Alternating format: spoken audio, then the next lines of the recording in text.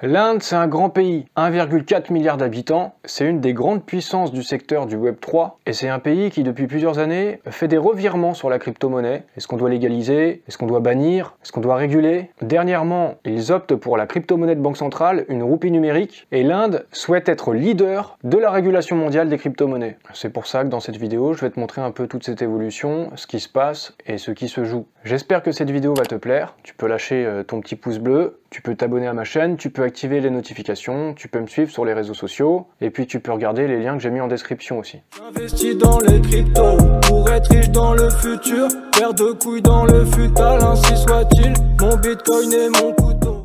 L'Inde et les crypto-monnaies, c'est compliqué. Un coup ça veut pas. En tout cas, ça avance, ça évolue, et quand il y a 1,4 milliard d'habitants dans ce pays, c'est quand même intéressant de jeter un œil sur ce qui se passe là-bas. L'Inde ne prévoit plus de bannir les crypto-monnaies, mais de les taxer à hauteur de 30%, comme en France quoi. Ça c'était en février 2022, l'Inde qui semblait se tourner vers la taxation, donc la régulation, plutôt que l'interdiction totale, comme c'était le cas précédemment. L'Inde a voulu mettre en place une loi qui interdisait les crypto-monnaies et le bitcoin. C'était une loi qui devait être probablement adopté selon un responsable du ministère des Finances. L'interdiction était très probable. La source a affirmé que l'utilisation des crypto-monnaies sous toutes ses formes sera interdite en vertu de cette loi. Déjà avant ça, précédemment en avril 2018, la Banque centrale d'Inde avait demandé aux institutions financières de cesser de servir les particuliers et les entreprises qui traitaient avec les crypto-monnaies. La Cour suprême du pays avait ensuite annulé cette décision en mars 2020. Les Indiens pouvaient de nouveau acheter et vendre du bitcoin. Donc en Inde, il y a plein de revirements. Un coup ça veut interdire, un coup finalement on n'interdit pas, un coup on veut de nouveau interdire, c'est un peu n'importe quoi. Et s'ils savent pas sur quel pied danser, c'est peut-être aussi parce que c'est un secteur en plein développement, ça génère beaucoup d'argent, il y a des startups, et finalement, même si les uns voudraient interdire, les autres disent on va pas détruire ce secteur qui est porteur. Vous voyez, c'est un peu le même problème partout sur la planète ça. La plateforme principale indienne d'échange de crypto-monnaies, c'est WazirX. Et en 2021, son volume de transactions avait dépassé les 43 milliards de dollars, une croissance de 1735% par rapport à 2020. C'est sûrement ça qui explique que plutôt que d'interdire, ils ont préféré se tourner vers une réglementation, une régulation,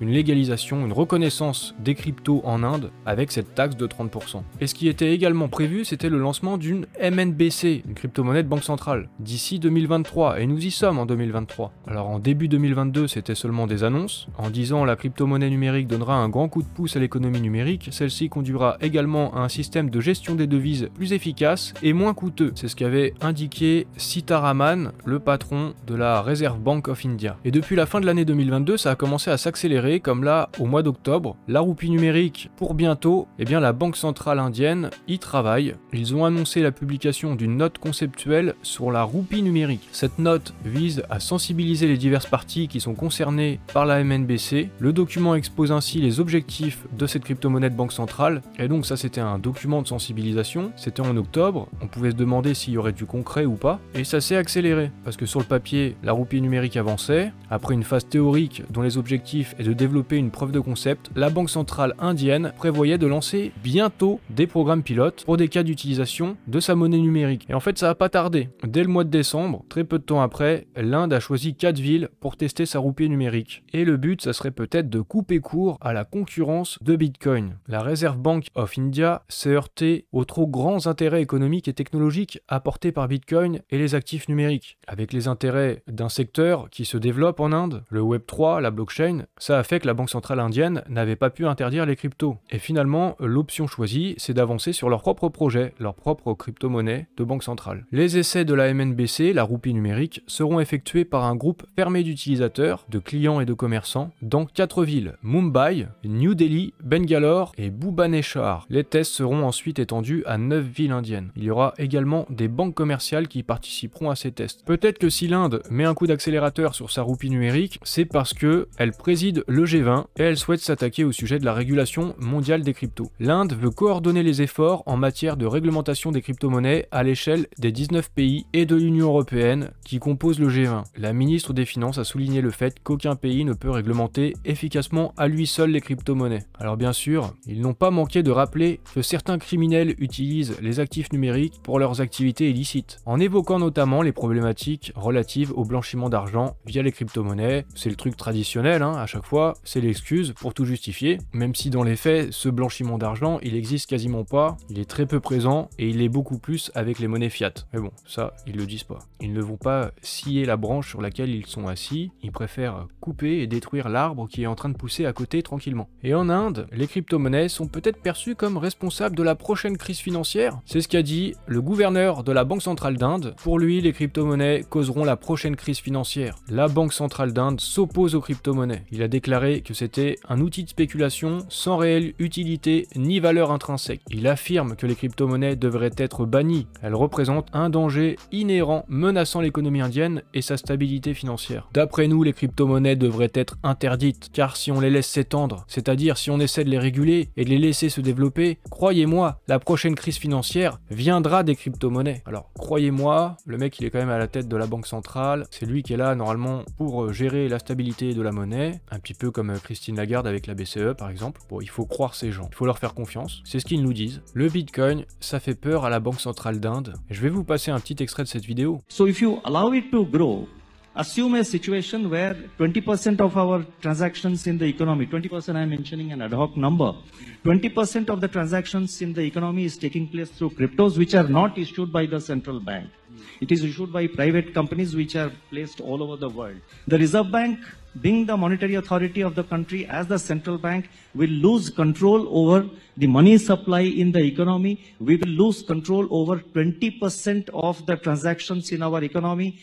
Reserve Bank's ability, the central bank's ability to decide monetary policy, to decide on the liquidity of, the level of liquidity that needs to be maintained, the level of money supply, M3, that has to be maintained in the economy, the Reserve Bank's authority to that extent will get undermined. Et finalement, ce qu'il dit, c'est pas faux. Si une partie de l'argent va dans le Bitcoin, dans les cryptos, ils n'ont plus le contrôle sur cette monnaie. Leur politique monétaire a moins d'impact, donc ils veulent pas que les gens mettent leur argent dans Bitcoin ou d'autres crypto-monnaies. Ça peut se comprendre. Finalement, ce qui leur fait peur, c'est de perdre le contrôle. Mais ce qui fait peur aux populations, c'est que la monnaie est peut-être pas très bien gérée, il y a de l'inflation, et de manière rationnelle, les gens, les individus, les investisseurs ou les gens lambda commencent à se rendre compte qu'ils ont peut-être plus à gagner en achetant du Bitcoin qu'en restant dans leur monnaie fiat, leur monnaie traditionnelle, que ce soit leurs roupies, leurs euros ou leurs dollars. Finalement, il y a une défiance envers les institutions, une défiance envers la monnaie. C'est pas le Bitcoin qui crée cette défiance, mais si Bitcoin grandit, c'est parce qu'il y a cette défiance qui existe déjà. Et si Bitcoin a été créé en 2009, c'était suite justement aux crises économiques comme celle de 2008. L'objectif de Satoshi Nakamoto, c'était de mettre en place un nouveau système financier, une nouvelle monnaie qui n'était pas sous le contrôle des institutions. Du coup, en Inde, c'est un peu compliqué, ils savent pas vraiment sur quel pied danser. S'ils le pouvaient, ils interdiraient tout simplement les crypto-monnaies. Mais le problème, c'est que le Web3, c'est un secteur économique, et en Inde, c'est un secteur important. L'Inde est à la pointe de la crypto et du Web3. Elle concentrerait actuellement 11% des talents du Web3. Ça en ferait la 3e puissance au monde en matière de main-d'œuvre dans le Web3. En Inde, il y a 450 startups et 4 licornes dans ce secteur. Donc plutôt que d'interdire, ce qu'ils peuvent pas vraiment faire, ils préfèrent aller sur la voie de la régulation et en lançant leur propre roupie numérique, crypto-monnaie de banque centrale, ils espèrent contrer le Bitcoin. Pour terminer sur ce thème des crypto-monnaies et du Bitcoin en Inde, je vais vous parler de Paco Della India. Je vous mettrai cet article en description de Zone Bitcoin, c'est une interview. Paco Della India, c'est un Indien qui voyage depuis plusieurs années à travers différents pays, que ce soit la Thaïlande, le Sri Lanka, Singapour, le Qatar, le Kenya, le Rwanda, la Tanzanie. Il a une chaîne YouTube, Paco Della India. Donc si vous aimez le voyage, si vous aimez les cryptos, et si vous parlez anglais, cette chaîne YouTube peut vous intéresser. Il a décidé de voyager à travers le monde en utilisant que du Bitcoin. Donc pour acheter sa nourriture, ses logements, tous ses besoins, il essaye de les payer en Bitcoin. Alors évidemment, c'est pas toujours facile, c'est pas accepté partout. Et du coup, il partage aussi ses connaissances, il fait des ateliers éducatifs, il montre aux commerçants comment ça fonctionne, et il aide au développement du Bitcoin dans le monde. Donc c'est une initiative intéressante, je vous mettrai ça en description. Après avoir voulu interdire tout simplement Bitcoin et les crypto-monnaies, l'Inde s'est rendu compte que cette stratégie était peut-être pas la bonne. Maintenant, ils optent pour la roupie numérique, ils sont en train d'accélérer, ils vont faire des tests bientôt. De plus en plus, que ce soit en Inde ou ailleurs dans le monde, j'ai l'impression on a cette opposition entre les crypto-monnaies de banque centrale et le Bitcoin de l'autre côté, principalement le Bitcoin, même s'il y a d'autres cryptos. Mais vu que c'est le Bitcoin, la monnaie qui n'est pas contrôlable, la plus décentralisée, c'est un petit peu l'ennemi à abattre. Donc finalement, le combat, c'est Bitcoin contre les monnaies monnaie de banque centrale, et je pense que rien n'est joué d'avance. En fait, j'ai même l'impression que les banques centrales galèrent bien. Elles sont un petit peu dépassées, et la technologie va plus vite qu'eux. On verra ce qui se passera au cours des prochaines années, mais ça risque d'évoluer très vite tout ça. Que ce soit la régulation ou l'adoption des cryptos. Donc forcément, ce sera une affaire à suivre. Je vais suivre tout ça. Je vais continuer de faire des vidéos pour qu'on se tienne au courant de tout ce qui se passe, sur la régulation et ce qui se passe, l'adoption des crypto-monnaies dans le monde. Donc tu peux t'abonner à ma chaîne, tu peux activer les notifications. Si tu as apprécié cette vidéo, tu peux mettre un like, et également tu peux me suivre sur mes réseaux sociaux.